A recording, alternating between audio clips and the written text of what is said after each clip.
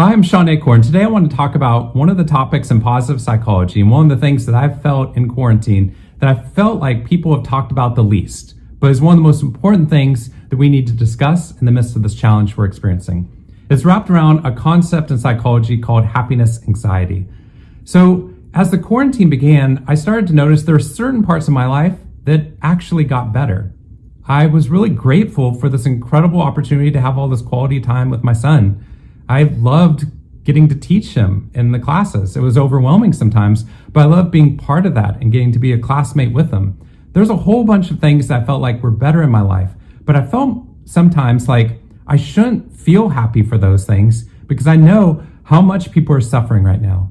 People have lost their job. People have lost loved ones. People are feeling such uncertainty about whether or not they can pay their mortgage. They're having to homeschool their kids while they're at work. In the midst of all of this, it's very easy to think, stop feeling happy when you know the world is suffering.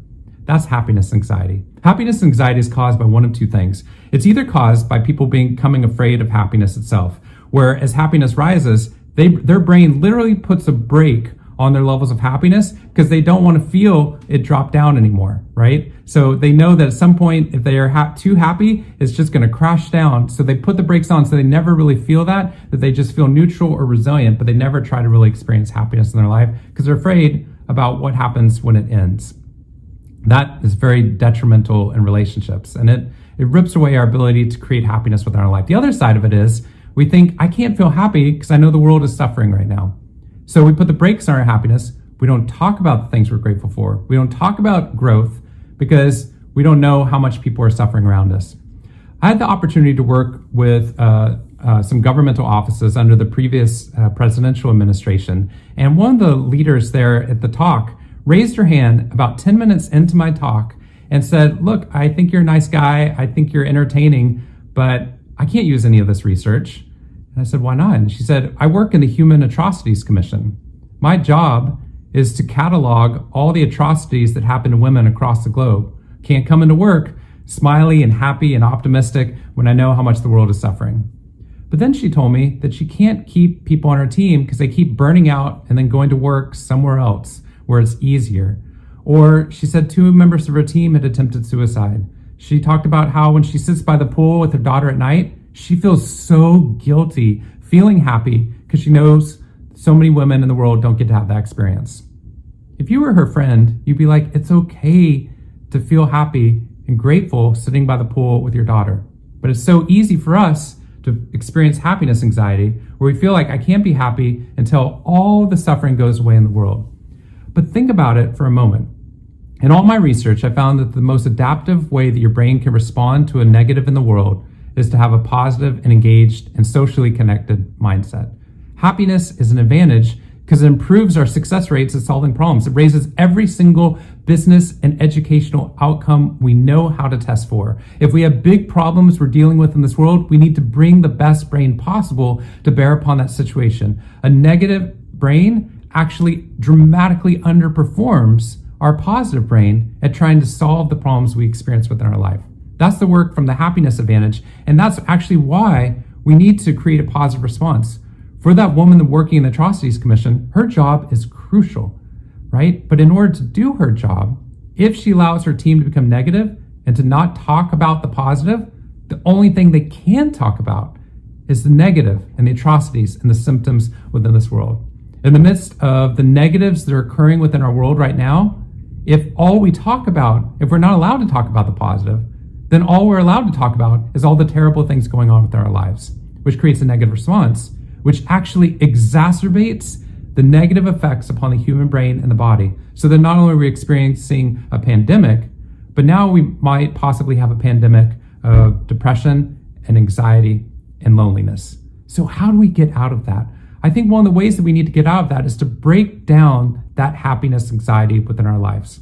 This one, all of the rest of the videos that I've been shooting around this have been about something very practical. This one is practical, but at a mindset level. What I want us to do is to realize that it's so important for us to role model and to talk about the positive in our life, because otherwise, if we don't, we're actually giving into that happiness anxiety and we're not improving the lives of other people.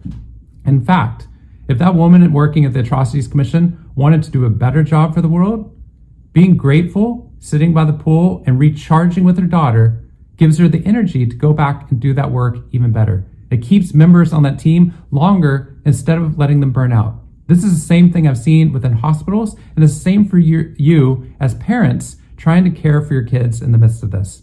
In the midst of the overwhelming parts of this crisis and the fact that it feels overwhelming, with our kids at home and not necessarily knowing how we can manage all the different aspects of our life.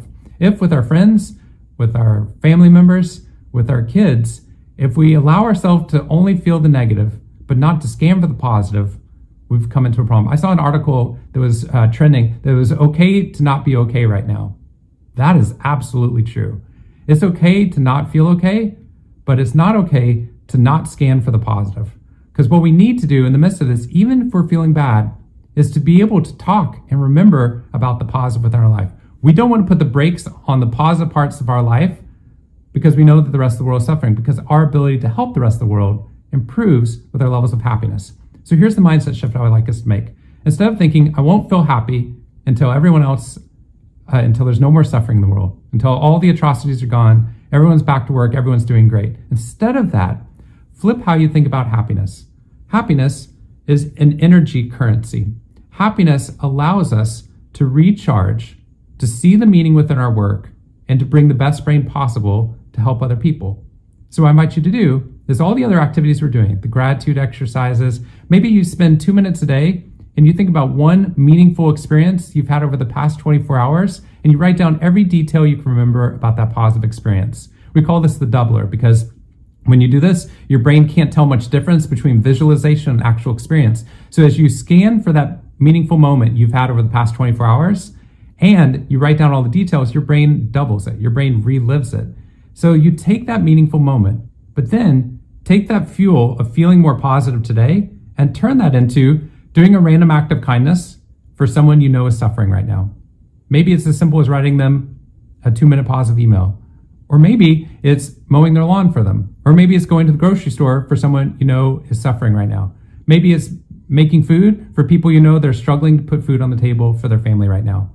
Maybe it's shooting a video for your family and friends about that are stuck, like a parent or a grandparent who's stuck in maybe a retirement home or can't get out. Make them a video of your kids and talk about all the positive things that are going on so that they have something to look forward to instead of just reading the negative news.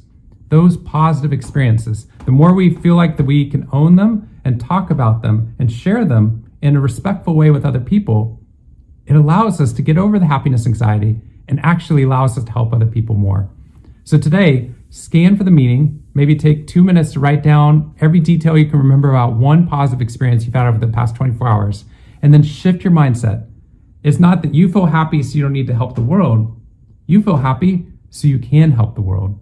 And that optimism and positivity you feel makes that happiness meaningful, which means it extends a lot longer than mere pleasure does and becomes something that becomes contagious, allowing us to not only get out of a crisis, but to help the world become a better place. Let's do that together.